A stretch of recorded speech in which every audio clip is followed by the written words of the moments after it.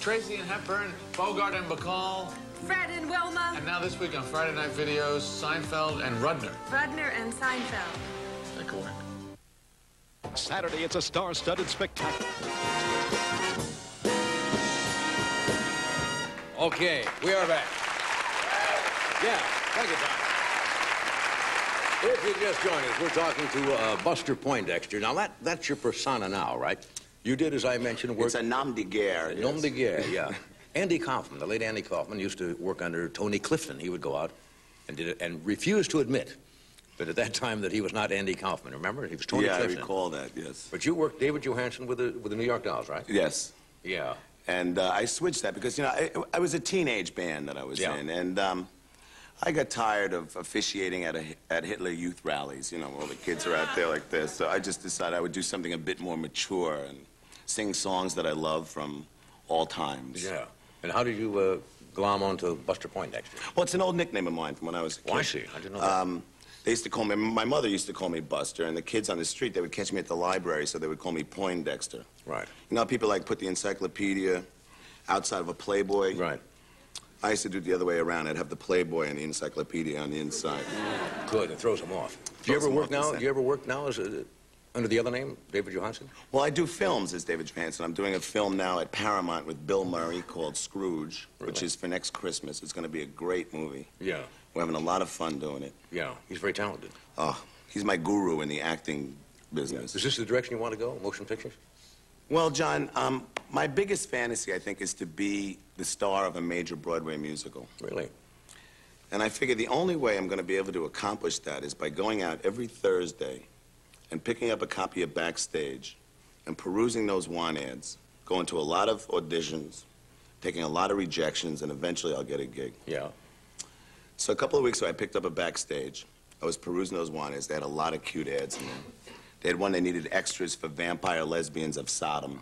Now, I did that shtick in the 70s, so I wanted a challenge. You want to stretch a little bit. I want to stretch. Yeah. So I keep perusing the ones. I see a cute ad there. It says, energetic entertainers needed for major Broadway musical, no experience necessary. So I figured, that's my baby. I'm going to go to that audition. I'm liable to get rejected, but I'll be developing the good work habits. Yeah. Now, the only problem with this audition was that it was to take place at 9 o'clock in the morning. Bad, huh?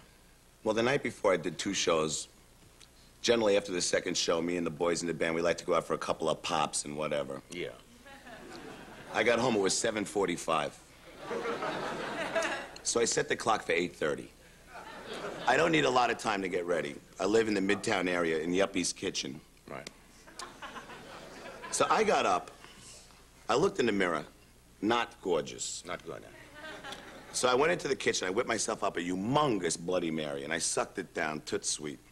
I filled the sink with freezing water. I put about 6 trays of ice in there. I soaked my head for a good 10 minutes. I came off air. I put a little dab of Preparation H under each eye. The old Detroit eye tuck. It works every time. How long did that really does work? Oh, sure. Then I started working on my breath. I brushed my teeth about 4 or 5 times. I gargled with the Listerine. I got the Banaka, the Visine.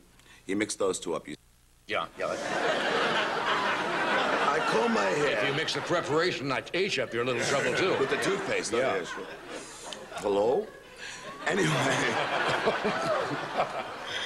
I comb my hair. I look in the mirror. I figure, go for it. You know, you're probably going to get rejected, but like I say, I'm developing the good work habits. Yeah. So I walked into the beautiful Vivian Beaumont Theater, 9 o'clock on the dot, professional.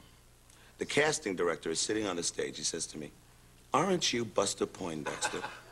And I say, yeah. I mean, I'm a little embarrassed that he recognizes me in this condition, but I cop to it. He says, you're just the kind of guy we're looking for. You got the part, co-star.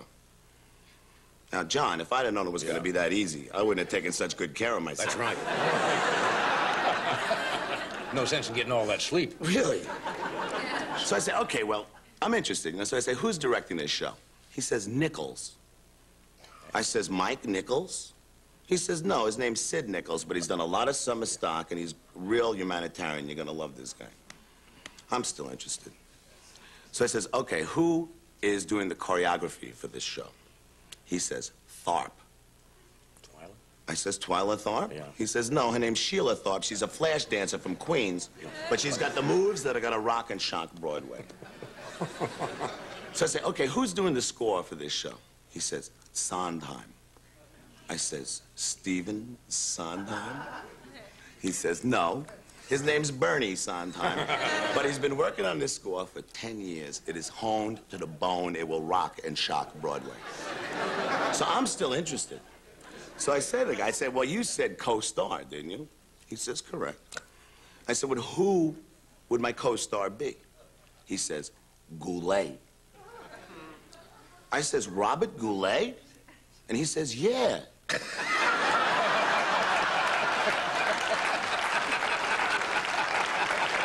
Poor Bob.